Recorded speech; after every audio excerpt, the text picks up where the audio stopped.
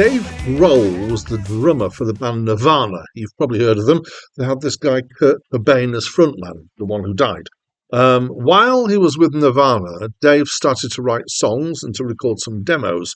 He was quite shy about them, and he was strongly influenced by Kurt's songwriting. When Kurt died in 1994 and Nirvana stopped as a result, Dave booked some time in a studio and recorded some of his songs. He played everything himself apart from one bit of guest guitar, and he then touted the tape around under the name Foo Fighters, deliberately using a name that was plural so it would seem like it was a band and not just him. He was also not intending to make a big splash, just to have a small run of copies and stay anonymous. Somehow that didn't happen. The tape got released as an album. He recruited a band to tour the songs, and things went on from there. There have been some member changes, but not that many, and they're still going 11 albums later. As a band, they've been very successful, and they're particularly known for the humour of their music videos. Hi, my name's Dan. So this was the seventh studio album by Foo Fighters. Although calling it a studio album is a bit, it's not quite, because it was recorded in Dave Grohl's garage. So it was recorded entirely on analog tape, also edited, including physical tape splicing and using old analog techniques like punching in. Apparently, there was some digital work used when mastering, but other than that, it was all analog. I kind of remember those days when that was what recording was about, and I've done that physical tape splicing thing back in the day, and the punching in, and I've not done a lot of recording in studios, but I did have some experiences in those days. Right. Anyway, so let's get to the album. I would describe this as hard rock. It's got riffs. It's got thrashing guitar. It's very guitar focused. It's, drums. It's Foo Fighters. I guess this is what is expected.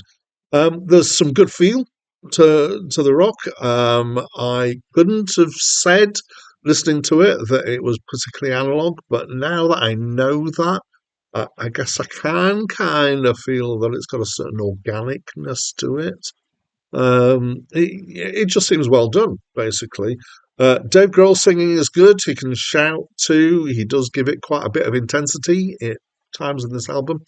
It's not particularly complex musically, but it is interesting enough to keep me interested. I think that's a combination of not just doing really cliched music, but also of it being played well and just kind of having a good feel to it.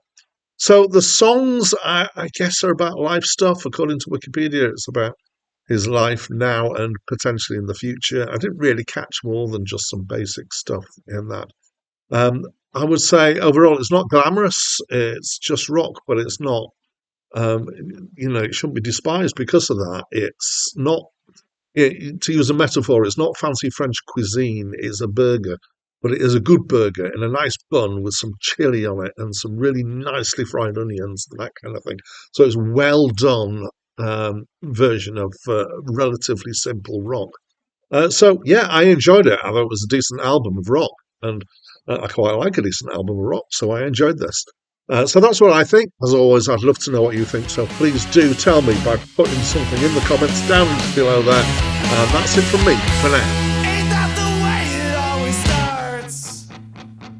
A simple round of conversation became a shameful equation. I flipped 2 stations.